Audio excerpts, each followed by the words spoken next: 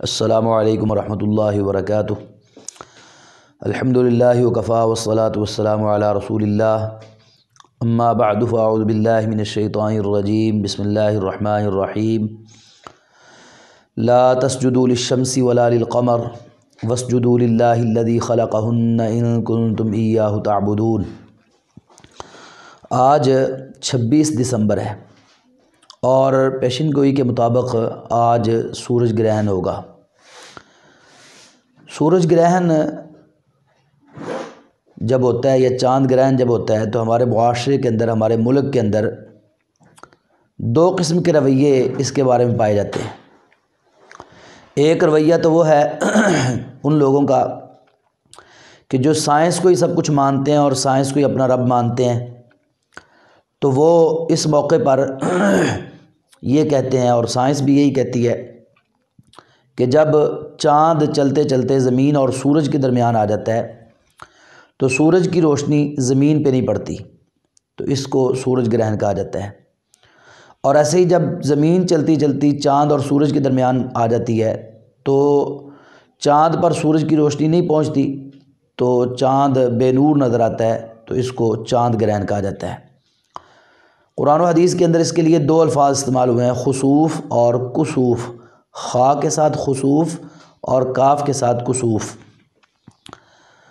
تو جو سائنس کو ہی سب کچھ مانتے ہیں، چونکہ وہ یہ کہتے ہیں کہ اب زمین چلتی چلتی چاند اور سورج کے درمیان آ گئی ہے، اس لیے چاند گرہن ہوا ہے، تو اب اس سے فائدہ اٹھاؤ، لطف اٹھاؤ، اس کو انجوائے کرو، دیکھو۔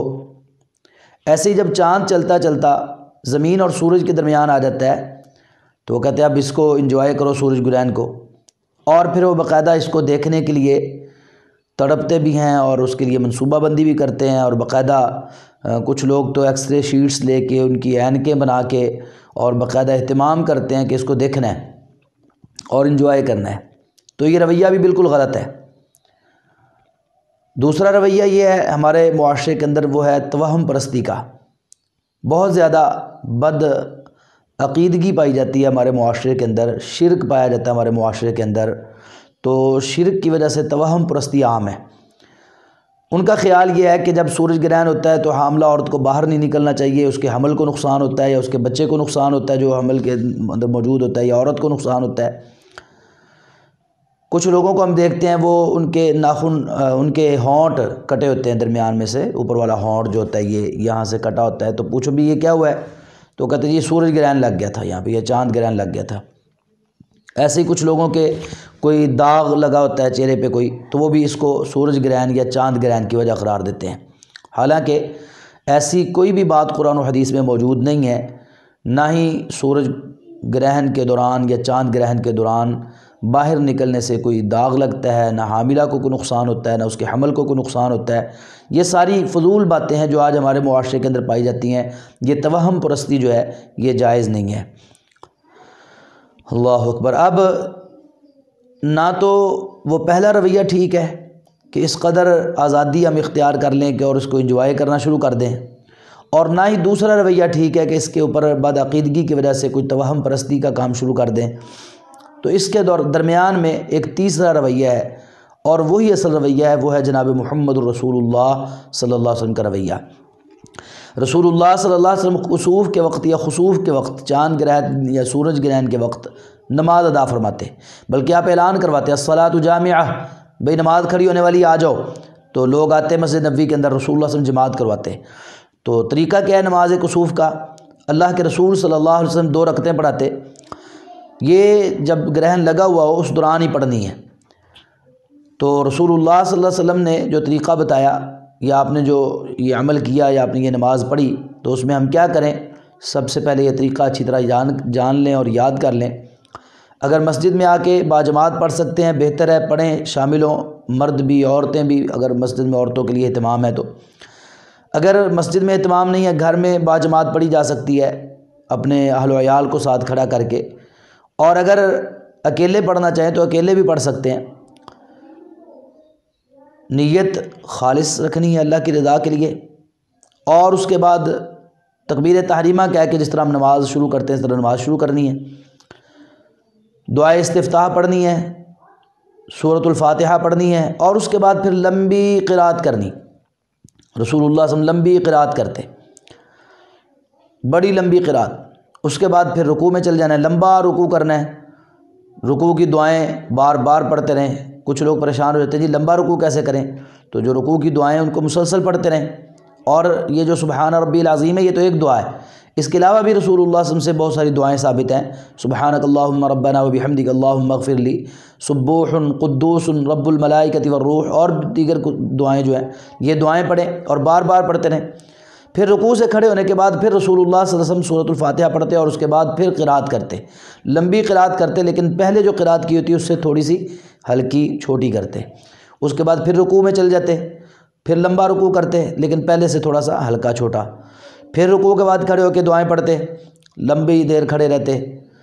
ایک تو دعا ہے نا، کچھ لوگ ربنا ولک الحمد صرف اتنا پڑھتے ہیں، کچھ ربنا ولک الحمد حمدا کثیرا طیبا مبارکا فی پڑھتے ہیں۔ اس کے علاوہ بھی دعائیں ربنا ولک الحمد ملء السماوات والارض وما بینہما وملء ما شئت من شیء بعد اہل الثناء والمجد احق ما قال العبد وکلنا لک عبد اللہم لا مانع لما اعطیت ولا معطی لما منعت ولا ينفع ذا الجد منک الجد، یہ دعا ہے۔ تو یہ دعائیں بار بار پڑھیں۔ اس کے بعد پھر سجدے میں لمبا سجدہ، پھر بیٹھتے، سجدے کے بعد لمبی دیر بیٹھے رہتے، پھر دوبارہ سجدہ کرتے، پھر لمبا سجدہ کرتے۔ تو اس طرح ایک رکعت مکمل کرنے کے بعد پھر دوسری رکعت میں کھڑے ہوتے۔ دوسری رکعت میں بھی پہلی رکعت کی طرح ہی 2 رکوع فرماتے، اور دونوں رکوعوں میں پہلے رکوع سے پہلے بھی لمبی قرات کرتے اور دوسری رکوع سے پہلے بھی لمبی قرات کرتے، لیکن پہلی رکعت کے اندر جو آپ کی قرات ہوتی اس سے تھوڑا سا کم کرتے۔ اور اس کے بعد اسی طرح باقی سجدے جس طرح پہلی رکعت میں اس طرح کرتے۔ تو پہلی رکعت میں اور دوسری رکعت میں فرق یہ ہوتا کہ پہلی رکعت کے اندر قرات بھی، رکوع بھی، سجدے بھی لمبے ہوتے، اور دوسری رکعت میں پہلی رکعت کی نسبت تھوڑے سے چھوٹے ہوتے۔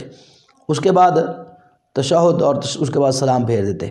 اس کے بعد رسول اللہ صلی اللہ علیہ وسلم نے خطبہ ارشاد فرمایا، کیونکہ موقع ایسا بنا کہ جس دن سورج گرہن لگا آپ کی زندگی میں اسی دن آپ کے بیٹے ابراہیم رضی اللہ عنہ فوت ہوئے۔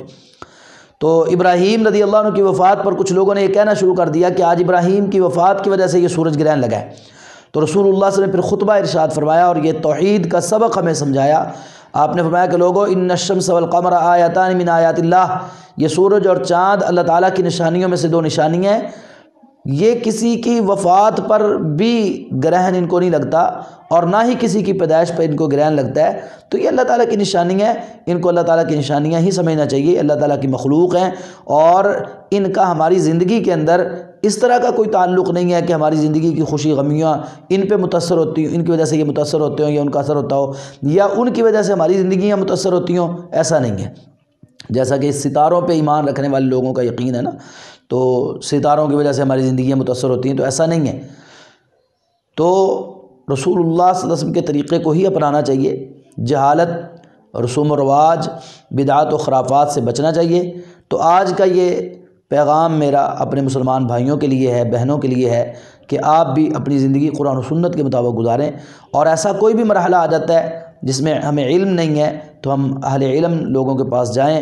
اللہ تعالیٰ کا فرمان ہے فَاسْأَلُوا أَهْلَ الذِّكْرِ إِن كُنتُمْ لَا تَعْلَمُونَ، اگر تم نہیں جانتے ہو تو اہل علم سے سوال کرو، پوچھو، تو اہل علم سے پوچھ لیا کریں۔ تو آج سورج گرہن ہوگا، تو میری تمام مسلمانوں سے یہ گزارش ہے کہ اپنے معاملات کو سدھاریں، اللہ تعالیٰ سے توبہ کریں، استغفار کریں، اللہ تعالیٰ سے معافی مانگیں، صدقہ و خیرات کریں، اور اللہ تعالیٰ سے ڈر جائیں۔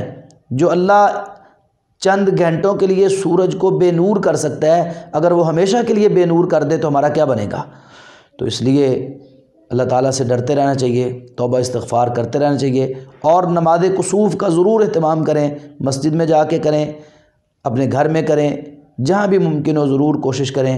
اللہ رب العالمین ہماری زندگیوں کو قرآن و سنت کے مطابق ہمیں گزارنے کی توفیق عطا فرمائے، اور ہمیں تمام پریشانیوں سے، بلاؤں سے، آزمائشوں سے، تکلیفوں سے محفوظ فرمائے، اور ہماری زندگیوں کے اندر اللہ تعالیٰ خیر و برکت عطا فرمائے، ہم پہ اپنی رحمتوں کا نزول فرمائے۔ والسلام علیکم ورحمۃ اللہ وبرکاتہ۔